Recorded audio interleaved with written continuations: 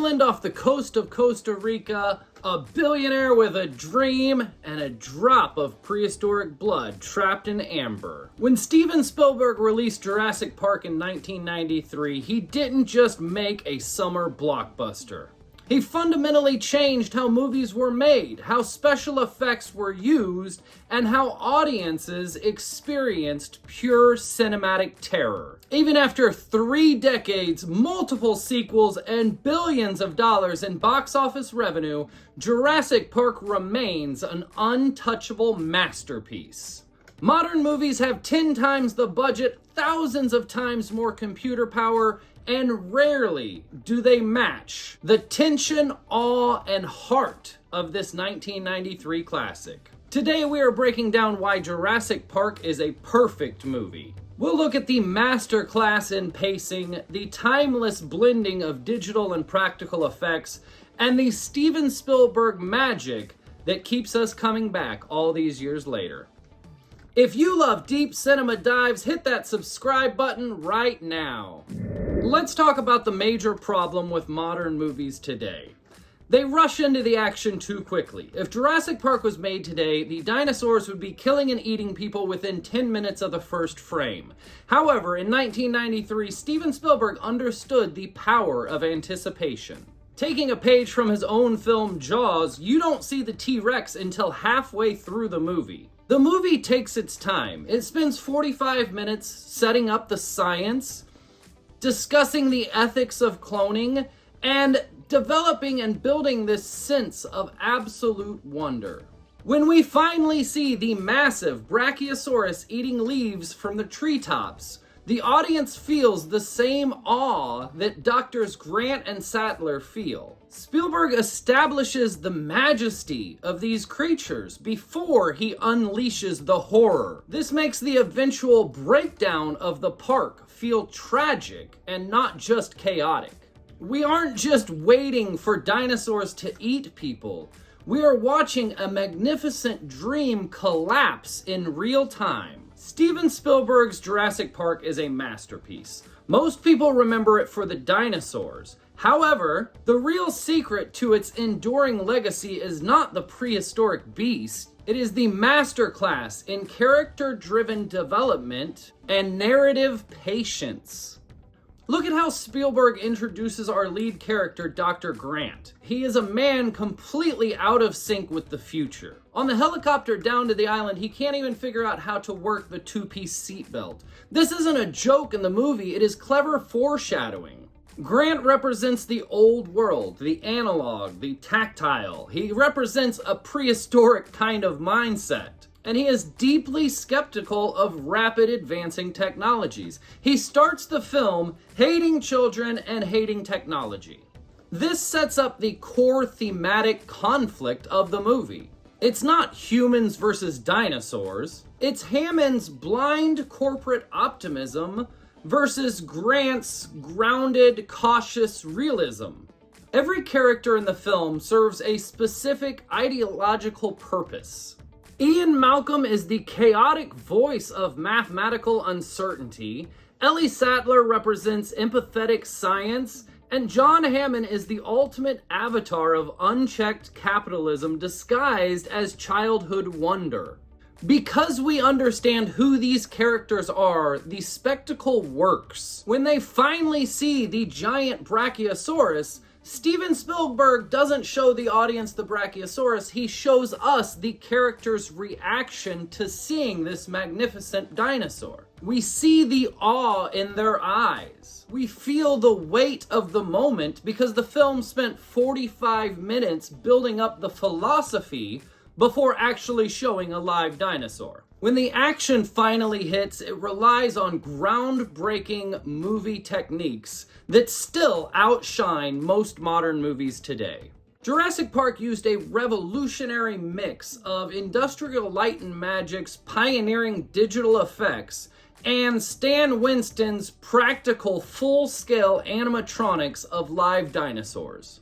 Steven Spielberg only used CGI when a practical animatronic effect was not available. Hence the Brachiosaurus, the very large, they can't make that, so they made it with CGI. Out of the 127-minute film's runtime, only about 15 minutes of the movie is actually dinosaurs. And out of that 15 minutes, only 5 minutes or so is actually CGI dinosaurs. Most of it is practical dinosaurs. And most of the movie is not dinosaurs. It is storytelling. It is character development. That's what makes this movie such a great masterpiece. Furthermore, almost all of the dinosaur attacks happen at night, in rain, in low-light environments. The rain and darkness perfectly mask the limitation of early 1993 digital rendering, while catching real, physical light on the animatronic's skin. It is an illusion so perfect that your brain never questions the reality of what it's seeing. This restraint creates unmatched tension. In the T-Rex breakout scene, there is no bombastic action music. There are no quips. You hear the rain hitting the plastic vehicles. You hear the deep, mechanical breathing of the animatronic beast. The terror is tangible because the physical actors are interacting with a physical threat. By the time the credits roll, the true triumph of the film is complete.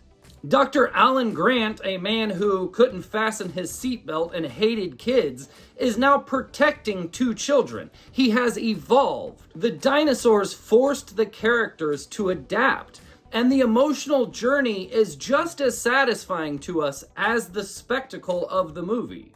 Jurassic Park remains a masterclass because it remembered a fundamental principle that Hollywood has since forgotten. Special effects can capture attention, but true emotional stories are what capture the heart. Strip away the dinosaurs and Jurassic Park is a masterclass in pure Alfred Hitchcock style. Think about the kitchen scene. Spielberg doesn't rely on cheap jump scares. Instead, he uses the environment to build unbearable tension. A ladle clattering to the floor, a reflection on a stainless steel cabinet, the rhythmic tap, tap, tap of the raptor's claw on the tile floor. Spielberg plays the audience like a piano. He tells you exactly what the stakes are, shows you the danger, and then forces you to wait in silence with the characters. The camera placement always frames the humans as small and vulnerable, trapped in structures like cars, kitchens, or maintenance sheds that offer absolutely no real protection against actual apex predators. The influence of Jurassic Park stretched far beyond the silver screen. It perfected the concept of a modern multimedia franchise. Universal Pictures spent $65 million on marketing the film, which was more than the actual production budget of $63 million. They secured over 100 promotional deals, flooding global markets with over 1,000 different Jurassic Park products. This was the birth of the modern global blockbuster rollout. Jurassic Park proved that a movie is no longer just a 2-hour cinematic experience. It was an ecosystem. Every major studio franchise we see today follows the exact corporate blueprint laid down by the film in the summer of 1993. Jurassic Park works because it isn't really a movie about dinosaurs. It's a timeless cautionary tale about human arrogance, corporate greed, and the terrifying uncontrollability of nature, wrapped inside the greatest adventure film ever made. John Williams' sweeping iconic score elevates the film into something mystic. It is a movie that appeals to the wide-eyed child in all of us, while simultaneously delivering some of the most intense thriller sequences in cinematic history. It is a flawless, unrepeatable cinematic miracle, and I give Jurassic Park a 10 out of 10 on the must-watch meter.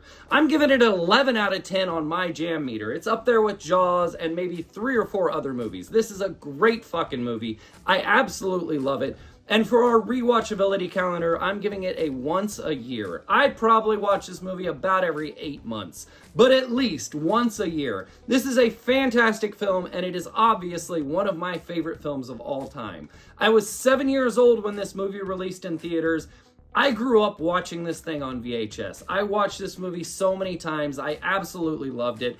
And it captured the imagination of an entire generation with dinosaurs. I had no fucking interest in dinosaurs before this movie, but this movie made me interested in science, made me interested in dinosaurs.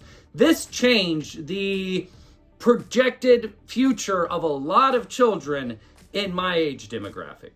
So what is your absolute favorite scene in Jurassic Park?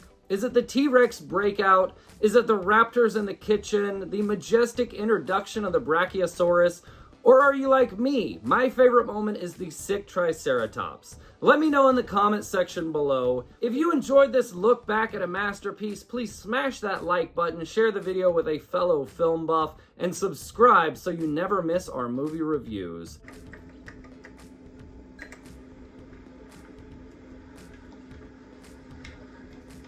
Now, eventually, you do plan to have dinosaurs on your dinosaur tour, right? Hello? Hello? Yes? I really hate that man.